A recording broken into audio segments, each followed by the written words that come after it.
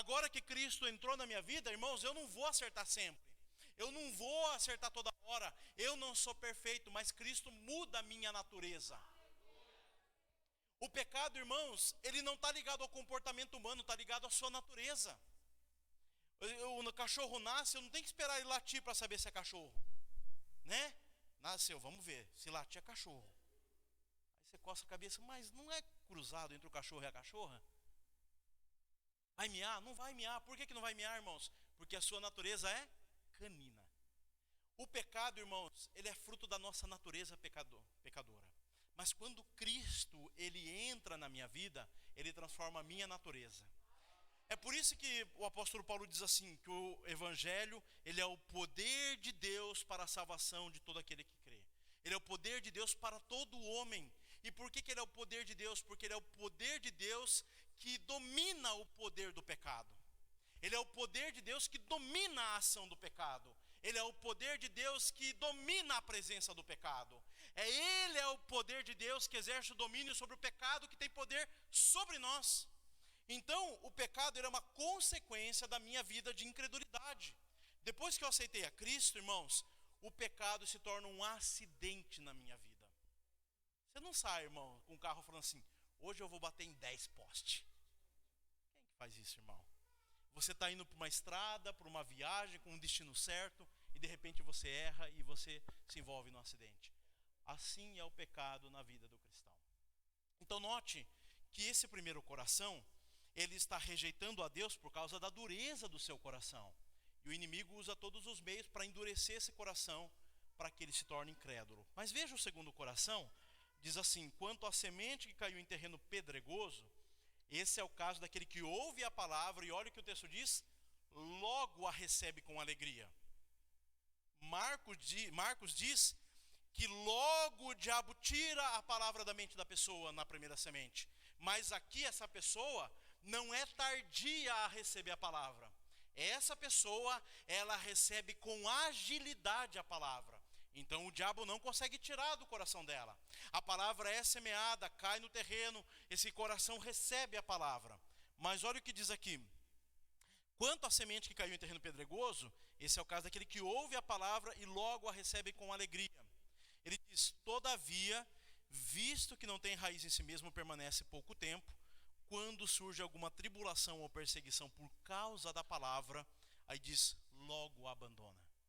Então esse segundo coração, irmãos, ele recebe a palavra com alegria. Sabe aquela pessoa que vem na igreja a primeira vez, e você ministra a palavra, você testemunha a Cristo, e ela recebe com alegria o coração, parece que o coração dela se abre, e a palavra de Deus entra no coração dela, e começa a transformar a vida dela, e as coisas vão se ajeitando, e tudo vai se transformando, você fala, meu Deus, Deus vai fazer uma coisa extraordinária na vida desse jovem, ele recebeu com tanta alegria, com tanto gozo, o seu coração se abriu para a palavra de Deus, e a gente cria expectativa, irmãos, e parece que tudo começa a dar certo, se encaixar na vida, mas de repente, por causa da palavra, as circunstâncias mudam. Porque o texto diz, aqui, quando surge alguma tribulação ou perseguição por causa da palavra, logo abandona. Então esse é o caso daquela pessoa, a mesma pessoa que recebe com agilidade, com alegria a palavra de Deus, a abandona com a mesma raiz por causa da palavra de Deus. Ela começa a vir na igreja, aí, irmãos, as coisas começam a dar errado. Aí o marido perde o emprego. Aí depois a máquina de lavar quebra.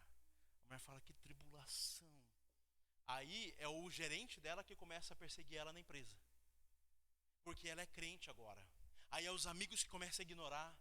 Aí são as circunstâncias porque ela é evangélica, porque ela aceitou a Cristo no seu coração, porque ela não fuma, porque ela não bebe, porque ela vai estar mudando o seu comportamento. As perseguições por causa da transformação que a palavra está realizando na vida dela, começa a bater contra a vida dela e ela começa a olhar o mundo de uma outra perspectiva. Já viu aquela pessoa que diz, poxa, quando eu estava no mundo parece que tudo dá certo, eu vim para a igreja, está dando tudo errado. Meu irmão, é porque estava dando certo, porque estava no caminho errado, fazendo coisa errada. E tudo vai dar errado para você. Só que você não percebe. Agora que Cristo está corrigindo a sua vida, está transformando o seu coração, está mudando as suas volições, os seus desejos, essas coisas vão começar a bater contra você e vai começar a te perseguir. só que ela não tem raiz. Aqui, irmãos, não tem raiz em si mesma. A figura de linguagem aqui, o texto no original, é uma visão de uma grande planície de calcário coberto por uma pequena faixa de terra. As regiões de Israel tinham grandes planícies de calcário, que tinha uma fina camada de terra, e a semente cai ali, tem pouquíssima profundidade. Esse é o tipo de pessoa que tem um coração superficial. Ela só está na igreja se as coisas derem certo para ela. A vida dela está ligada a coisas superficiais. Não tem profundidade, não tem raiz em Deus. Meu irmão, guarde o que eu vou dizer para você. Se as dificuldades estão batendo contra a sua vida, perseguição, irmãos, tribulação, é como Deus faz para a gente fincar raízes na terra. É assim que Ele usa. Irmãos, as dificuldades, perseguições, tribulações, não é para arrancar a gente, é para a gente firmar raízes. É a forma como Deus trabalha para que a gente cresça, as nossas raízes se aprofundem nele e saia de uma vida superficial, que eu só vou estar com Cristo se tudo for bem. Irmãos, isso é uma vida superficial e banal. Se o meu casamento está bem, eu estou com Cristo. Se o meu casamento está em crise, eu vou para longe de Cristo. Ele não percebe que as dificuldades da vida é a forma como Deus quer que ele se aproxime dele. Mas aí ele olha, por causa da sua falta de raiz, por causa de uma vida superficial, essas dificuldades, perseguições e tribulações bate contra ele e ele acha que na verdade ele deve sair de Cristo Jesus, sair da igreja. E a Bíblia diz que essa pessoa logo a abandona. Toda aquela expectativa gerada na vida daquela pessoa, a transformação que estava acontecendo, tudo aquilo na verdade era de maneira muito superficial. Agora a dificuldade vem, a perseguição vem, tudo isso bate contra ela e ela sai da presença de Deus. Mas irmãos, esses dois casos, não é nenhum de nós que estamos aqui hoje. Porque o texto diz que nenhum deles permanece mais. Mas o que realmente me preocupa é a terceira semente. Essa é a semente que mais me preocupa, pastora. Diz assim, quanto à semente que caiu entre os espinhos, esse é o caso daquele que ouve a palavra, mas a preocupação dessa vida e o engano das riquezas sufoca, tornando-a infrutífera. Lucas capítulo 8, irmãos, ele não usa o termo infrutífera. Lucas capítulo 8, ele diz assim: as que caíram entre os espinhos, 8:14, são as que ouvem, mas ao seguirem seu caminho, são sufocados pelas preocupações, pelas riquezas e pelos prazeres da vida e não amadurecem. Notem que aqui, e Lucas também vai dizer, que quando era lançada sobre o terreno, o texto que nós lemos diz que cresceu entre elas. Olha só o que diz. Outra parte caiu entre os espinhos que cresceram e sufocaram as plantas. Lucas vai dizer que cresceu entre elas e sufocaram as plantas. A ideia aqui, irmãos, é de um coração dividido. A palavra de Deus entrou no coração da pessoa. O terreno era bom, o solo era bom. Só que juntamente com ela existiam sementes que estavam plantadas dentro do coração. De tal forma que quando essa planta começa a crescer, os espinhos crescem ao redor, sufocando ela. Então é um coração dividido. É um coração que tem as suas lealdades concorrendo dentro dele. Ao mesmo tempo em que Deus está fazendo uma obra extraordinária na vida dessa pessoa, desejos no coração dela crescem junto. E a Bíblia fala de 4 espinhos. Olha só o que diz. Primeiro, preocupações desta vida e engano das riquezas. Marcos vai dizer desejos por outras coisas. E o texto de Lucas vai dizer o anseio pelas riquezas. Notem que todas elas são voltadas para a vida material. A figura aqui, irmãos, é que é um terreno, essa semente cai no terreno arado, porque o semeador saiu a semear, e ali tem algumas sementes, e junto com aquilo que Deus está fazendo, a vida espiritual, o inimigo semeia desejos materiais na vida dessa pessoa, que vai concorrer com ela. Só que o texto aqui diz que ela se torna infrutífera, mas a Bíblia diz em Lucas que o fruto não amadurece. Esse, irmãos, é um coração dividido, a pessoa que tem os seus desejos divididos, que Deus faz uma obra na vida dela, mas que ela mesmo grande não frutifica para o Senhor. O seu coração está dividido entre aquilo que Deus está fazendo e aquilo que ela deseja.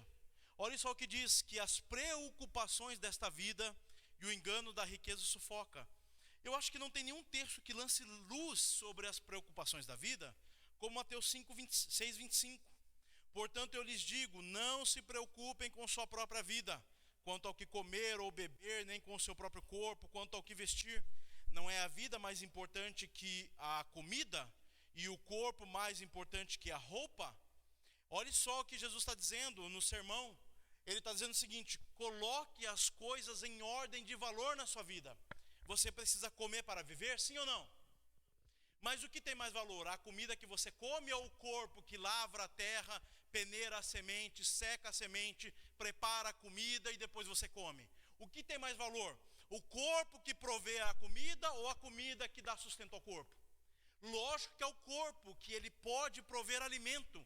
Olha, o que você come é importante, mas você não vive só para comer, só para satisfazer os seus desejos. O seu estômago não é o seu Deus. Depois ele diz: observe as aves do céu, não semeiam, não colhem, nem armazenam, nem em celeiros, contudo o Pai Celestial as alimenta. Não tem vocês muito mais valor do que elas? Quem de vocês, por mais que se preocupe, pode acrescentar uma hora que seja a sua vida? Porque você se preocupa com roupas? Veja como crescem os lírios dos campos, eles não trabalham, não tecem, contudo eu lhes digo, que nem Salomão em todo o seu esplendor vestiu-se como eles. Ele diz, como um deles: se Deus veste assim a erva do campo, que hoje existe e amanhã é lançada ao fogo, não vestirá vocês muito mais, homens de pequena fé? Portanto, não se preocupem dizendo, que vamos comer, ou que vamos beber, ou que vamos vestir, pois os pagãos é que correm atrás dessas coisas, mas o Pai Celestial sabe do que vocês precisem. Busquem, pois, em primeiro lugar, o reino de Deus. Exatamente, vocês conhecem. Irmãos, nós precisamos de roupa, sim ou não? Hoje é uma das noites mais frias do ano. Precisamos de roupa, sim ou não? Precisamos de uma alimentação saudável, sim ou não? Mas nós não vivemos para essas coisas. Isso faz parte da nossa vida, mas isso não é o centro da nossa vida. É pagão que vive só preocupado para essa terra. Pega um incrédulo, irmãos. Ele trabalha para juntar, para conquistar, para ter, para acumular e deixar para outro. O cristão, irmãos, isso faz parte da vida cristã, mas esse não é o nosso objetivo de vida. Isso não é aquilo que nós nos preocupamos. Irmão, guarde isso. Se você se preocupar com aquilo que Deus quer que você se preocupe, Ele vai se preocupar com aquilo que você espera que Ele se preocupe.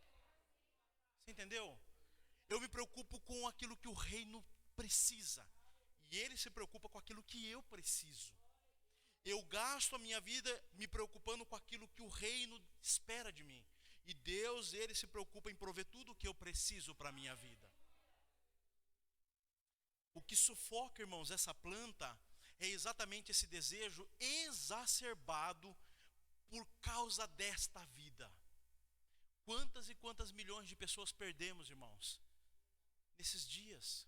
E o texto diz, quem de você pode aumentar uma hora que seja a sua vida? Irmãos, se você soubesse que daqui uma hora você vai partir dessa terra, você estava preocupado em comprar um tênis de marca? Você estava preocupado em comer a comida dos sonhos? Não. Na iminência da morte a gente se preocupa com a nossa vida. Mas é pagão que vive assim. O cristão, ele se preocupa com o reino a vida inteira, porque na iminência da morte ele sabe para onde ele vai. Ele não está preocupado com isso. Ele sabe, à medida que ele se preocupa com o reino, Deus se preocupa com ele. À medida que eu invisto no reino, Deus investe em mim. Quanto mais eu dou, mais eu recebo, porque é melhor dar do que receber. Quanto mais eu faço, mais Deus faz por mim. Aqui, irmãos, está dizendo que esses espinhos não mata a planta, ele sufoca a planta. Ele tira a capacidade da planta de frutificar, de o fruto amadurecer, crescer, gerar vida. Esse espinho permite que a planta cresça, mas você chega na vida da pessoa e não encontra um único fruto, não tem nada. É os desejos para essa vida que mina o fruto do coração dela, da vida dela. Aqui essa pessoa não está se perdendo, ela está perdendo a oportunidade de fazer algo para Deus. Ela está na igreja, ela está como músico, está como presbítero, está na igreja, está trabalhando, está fazendo algo. Ela tem a fé em Cristo Jesus, o coração é bom, o solo é bom, ela cresce. Entretanto, ela não frutifica. E isso me preocupa, porque isso quer dizer sobre nós. Eu posso ser uma planta grande, alta, frondosa, cheia de folhas, mas Deus olhar como aquela figueira e Jesus olhou e não encontrar fruto em mim. Porque os desejos, esses espinhos, estão sufocando a minha vida, de tal forma que eu não frutifico para Deus. Porque aqui diz que não frutifica, mas Lucas diz que não amadurece. Irmãos, a palavra grega é a mesma palavra utilizada na crucificação de Cristo. Tetelestai, está consumado. Ali é uma conjunção de duas palavras dizendo que o fruto ele está pronto. O fruto está verde. Ele não está maduro o suficiente para ser consumado. Essa pessoa cresceu, ela tem uma vida espiritual, mas ela não está frutificando para o nosso Senhor Jesus. Mas não é só esse espinho, diz aqui o engano das riquezas. E o texto é muito assertivo quando coloca engano. Irmãos, Salomão foi o homem mais rico que passou por essa terra. Um homem que recebeu do Senhor coisas que nenhum de nós jamais vamos receber para essa terra. Vamos receber na eternidade. Só que quando ele está terminando sua vida, ele diz o quê? Tudo é vaidade. Irmãos, o homem, ele nessa ânsia de preencher o seu coração, ele acha que de riqueza, dinheiro, sucesso, vai preencher o coração dele.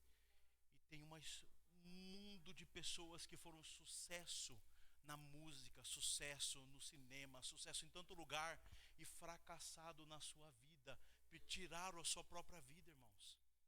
Pessoas que vivem para a riqueza. 1 Timóteo capítulo 6 vai dizer que aqueles que anseiam ser ricos nesta era, eles mergulham em ruínas. Eu fiz, pastor, há um tempo atrás um mergulho em alto mar. Irmãos, é um barato, é lindo. Pensa no medo que dá. Aí eu desci com aquele snorkel e tal, e subia, respirava e descia, passava embaixo do barco olhando assim. Irmãos, em mar aberto é só subir que a gente respira. Você imagina você mergulhar em ruína. Pensa uma cidade destruída no meio do oceano, cavernas, ruínas, e você mergulhar lá dentro. Qual é a chance de você sair vivo de lá? Exatamente o que Paulo vai dizer a 1 Timóteo capítulo 6. Os que anseiam ser ricos para esta era mergulham em ruínas. Irmãos, eu não estou fazendo apologia à pobreza aqui. Não é isso. Eu quero que a nossa igreja e todos nós prosperemos. Porque à medida que a gente prospera, irmão, se a gente tiver a visão correta, nós vamos prosperar o reino de Deus. Nós vamos prosperar o nosso bairro. Vamos abençoar nossas crianças. Vamos abençoar onde nós estivermos, irmão, nós vamos abençoar. Agora, se nós somos, irmãos, como o mar morto que só recebe e não deságua, você morre espiritualmente. Você morre financeiramente.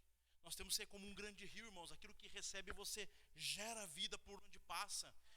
Eu estive no Amazonas navegando horas e horas e horas naquele rio, irmãos, e por onde passa a fauna, a flora, tudo gera vida por causa dele.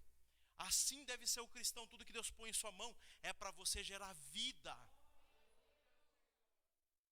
Então nós temos que tomar muito cuidado, irmãos, muito cuidado, porque esse texto específico se refere a todos nós, que estamos crescendo como planta, que chegamos a lançar as flores, que aquilo virou uma semente, virou um fruto, só que o fruto fica o quê? Verde no pé, incapaz de gerar vida, porque ele não amadurece, porque o nosso coração é o quê? Nós não podemos ter lealdades concorrendo dentro do nosso coração. Nosso coração deve ser unicamente leal a Cristo Jesus.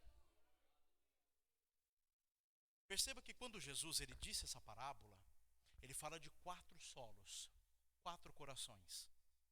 Desses 4 corações, o primeiro se perde, o segundo se perde, o terceiro é sufocado pelos anseios, coração dividido, não frutifica.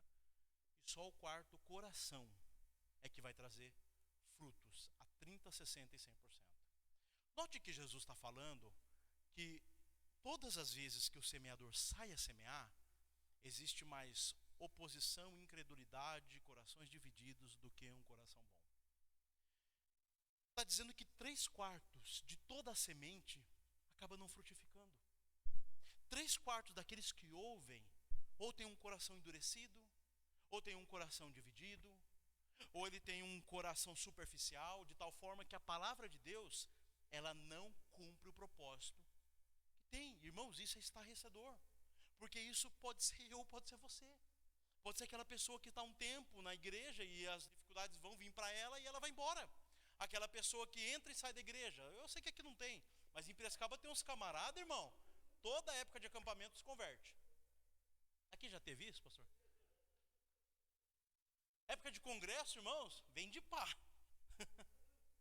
E fica um tempinho e vai embora. E o coração incrédulo, duro para Deus. Outros que quando pegam uma temporada boa na vida assim, ele se aproxima de Deus. As coisas vai trazendo dificuldades para ele se afasta da presença de Deus. Outros que ele está na igreja, ele não sai da presença de Deus, ele é um coração com o solo bom, mas o coração está dividido.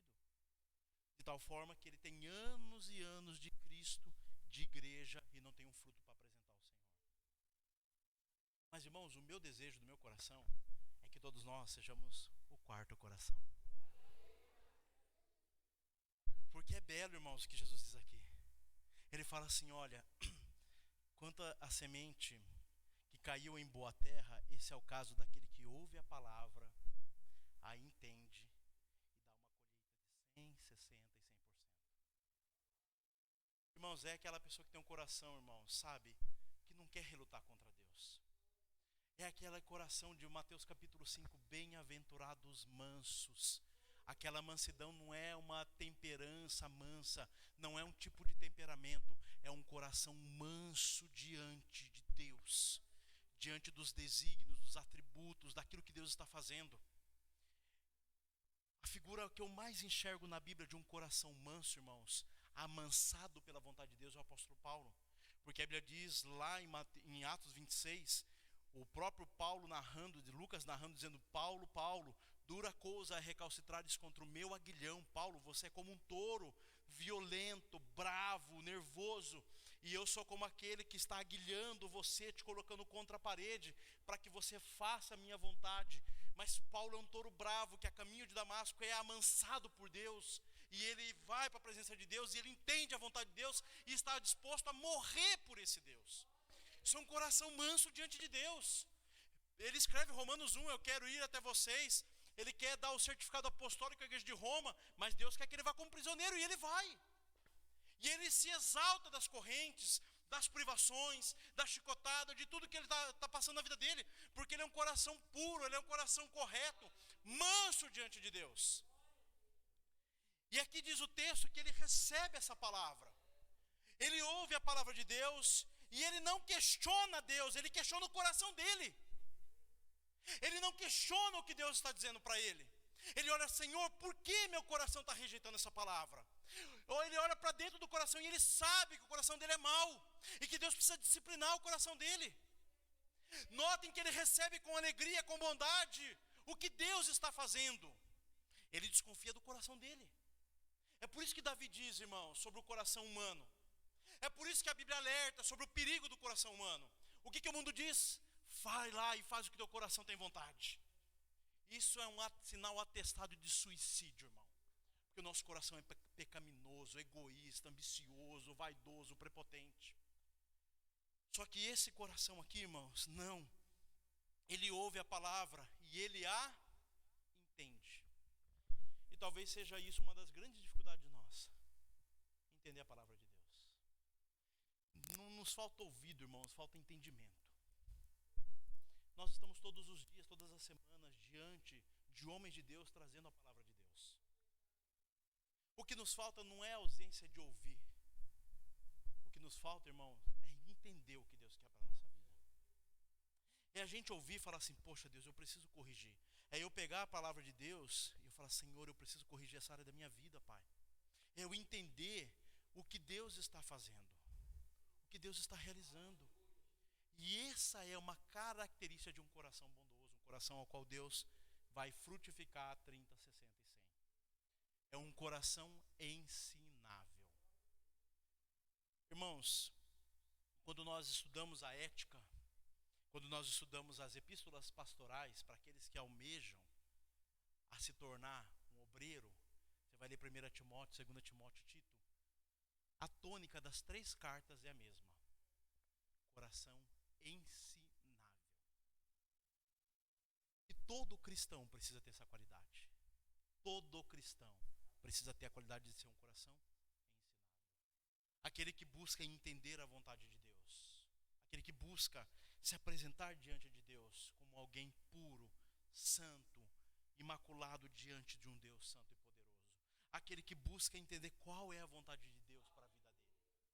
Tem pessoas que vão passar a vida inteira sem sequer um dia questionar o porquê que ela nasceu e para quê. Senhor, qual que é o propósito do Senhor para a minha vida? Tem pessoas que vão viver a vida inteira sem nunca questionar isso na sua vida. Eu me lembro, irmãos, que quando eu me converti, os primeiros passos, os primeiros anos, eu já testemunhei isso aqui algumas vezes, sobre a minha conversão. A primeira coisa, irmãos, que se você não entregou a sua vida para Jesus, a coisa mais importante da sua vida é entregar a sua vida para Jesus. Nada é mais importante do que isso. E a segunda coisa mais importante é você exatamente saber para aquilo que Deus te criou. Qual é o propósito? Você precisa saber, irmãos, exatamente aquilo que Deus quer que você saiba acerca do que Ele quer que você seja. Para que Deus me criou? Qual a vocação? É para consolar? É para fortalecer? É para encorajar? É para ensinar?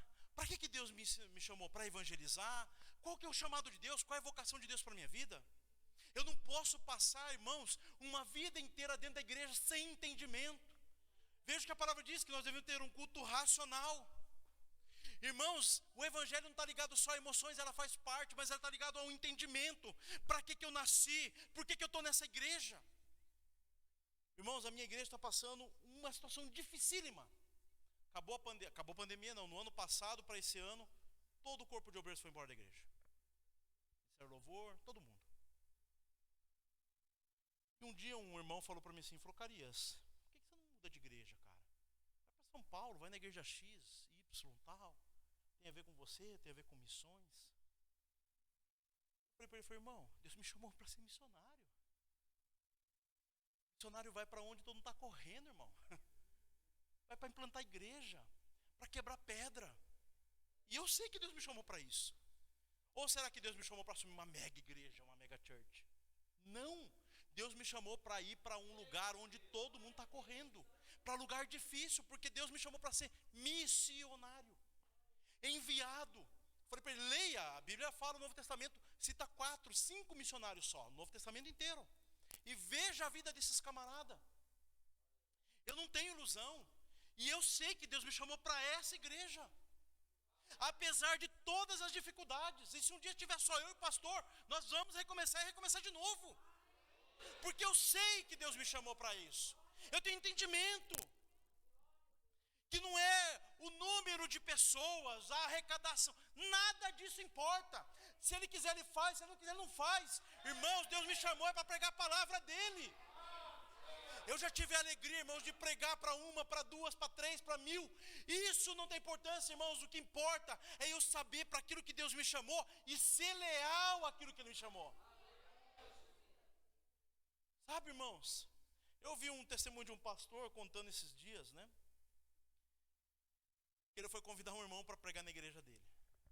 E aí, depois de tentar muito, a secretária entrou em contato e disse assim, olha, nosso pregador só prega em grandes conferências, não prega mais igrejas.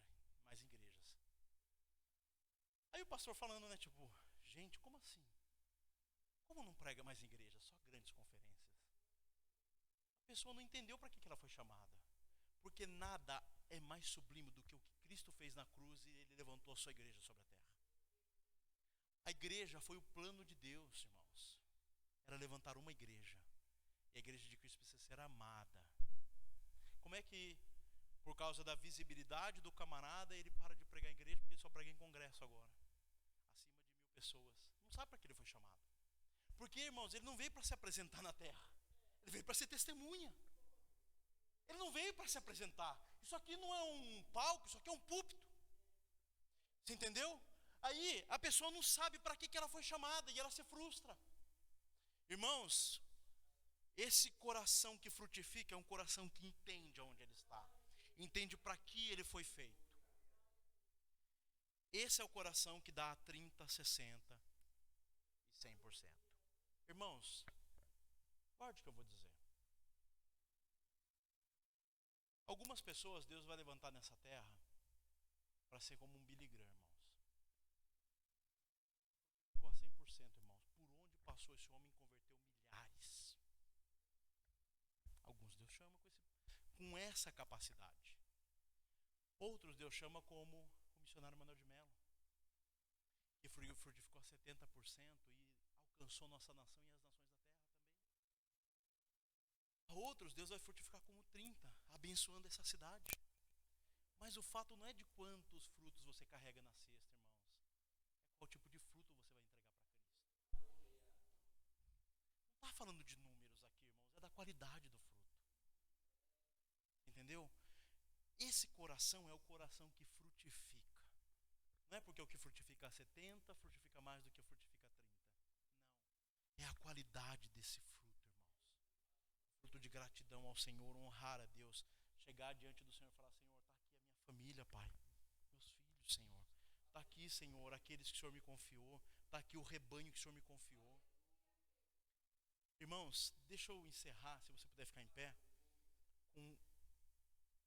Em 2019, o John Piper, um dos maiores escritores evangélicos do mundo, ele veio ao Brasil, em março de 2019. Ele veio no Mackenzie, em São Paulo, e eu fui lá.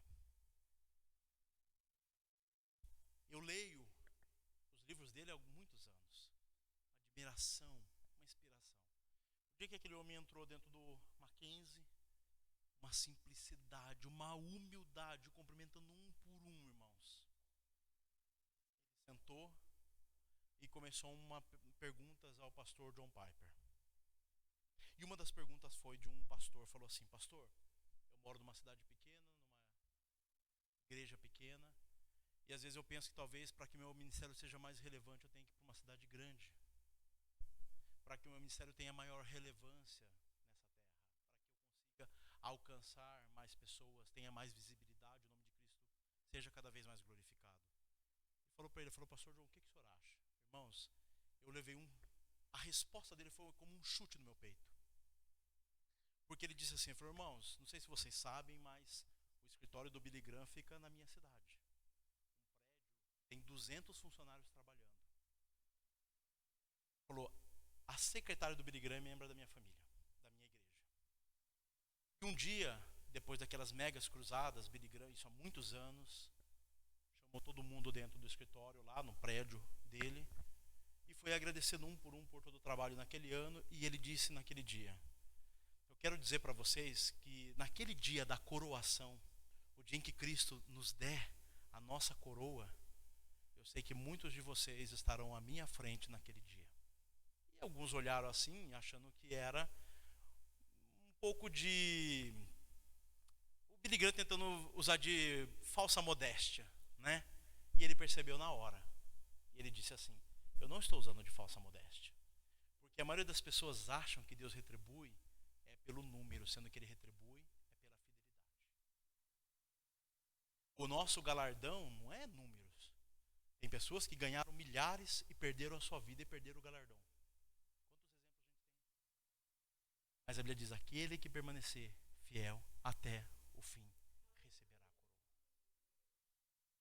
Preciso entender, irmãos, para aquilo que Deus me chamou. Para que eu possa frutificar 30, 60, 100%. Porque tudo tem a ver com o meu coração, o solo do meu coração e a fidelidade, aquilo que eu tenho entendido da parte de Deus. Feche seus olhos. Senhor, como esse texto fala comigo, Deus, e quantas vezes eu já meditei nesse texto, eu já compartilhei esse texto, e essa semana veio com tanta força no meu coração. Pai querido e Pai amado, nós estamos num tempo, Santo Deus, de grande oposição satânica, Senhor.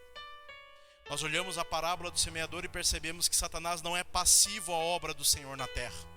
Ele é ativo, e ativo, Santo Deus, de forma contrária, opositora àquilo que o Senhor está fazendo no coração da igreja, Pai.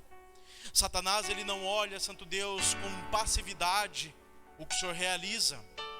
Ele usa o inferno e todos os meios para arrancar a palavra do coração da sua igreja, Senhor. Quantas pessoas, por causa da incredulidade do coração, abrem precedentes para que o inimigo ataque a sua vida e tire a palavra do seu coração. Quantas pessoas, por causa da superficialidade do seu coração, um evangelho superficial, Pai querido e Pai amado, baseado nas benesses que o Senhor pode dar e não em quem o Senhor é. Pessoas, Santo Deus, que quando a adversidade da vida bate contra ela, em vez de ela criar raízes, Senhor, Pai querido e Pai amado, ela foge da sua presença. Em vez de, diante da adversidade, ela correr para o Senhor, ela corre do Senhor. Senhor, tem misericórdia e compaixão desses dois corações, que por falta de entendimento, Senhor, faz isso. Aquela também, Santo Deus, que vive na presença do Senhor, mas tem o seu coração, Santo Deus, dividido diante da presença do Senhor.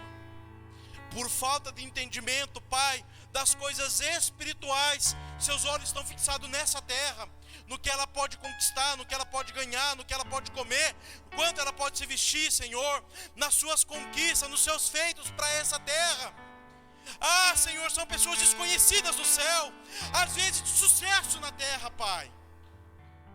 Espírito Santo de Deus, ela é sufocada pelo desejo do coração dela, de querer mais e mais, que não se sacia. Desejo somente para essa vida, Senhor. Pai, entra, Santo Deus, com o poder do Teu Evangelho e ara esse coração, arranca esses espinhos, Pai, para que essa pessoa seja como o quarto solo, Pai. Um coração diante do Senhor com entendimento, Pai, que ouve a Tua palavra e entende a Tua voz, Senhor. Entende o direcionamento, Pai querido e Pai amado.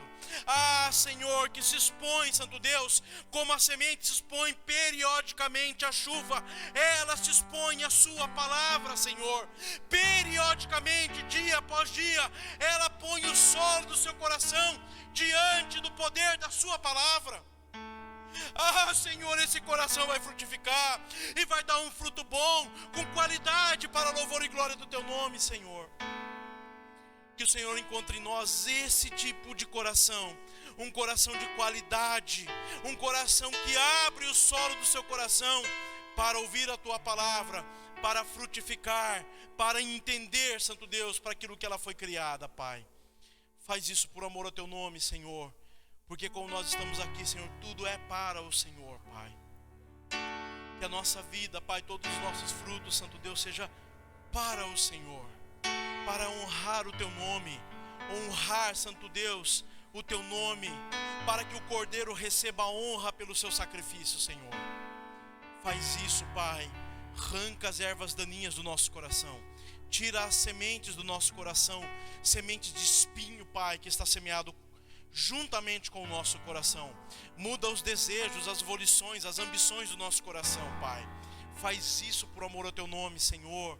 Glorifica o Teu nome, Pai, e que nesses corações o Senhor erga uma grande árvore, Pai querido e Pai amado, para louvor e glória, e debaixo dessas árvores os perdidos e cansados encontrem sombra, os desfalecidos encontrem renovo, aqueles que estão famintos encontrem frutos, Pai querido e Pai amado, para louvor e glória do Teu santo nome, Pai. Faz isso por amor ao Teu santo nome. Eu te peço, Senhor, mais uma vez, Senhor, em nome de Cristo Jesus. Aplauda ao Senhor, meu irmão. Recebe a nossa adoração, recebe o nosso louvor, Senhor. Recebe o nosso coração como um terreno bom, fértil diante do Senhor. Planta, Santo Deus, a semente do Teu reino nele, Pai, e frutifica para a glória do Teu nome, Pai. Faz isso, Senhor, em nome de Cristo Jesus, o nosso Senhor. Receber novamente o nosso pastor, aplaudindo mais uma vez o nosso Deus, em nome de Cristo Jesus.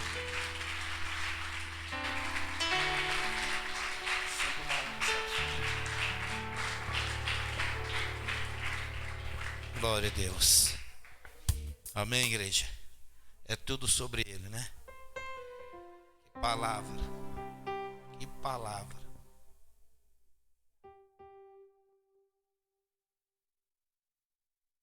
Que palavra ao meu coração. Que palavra ao teu coração.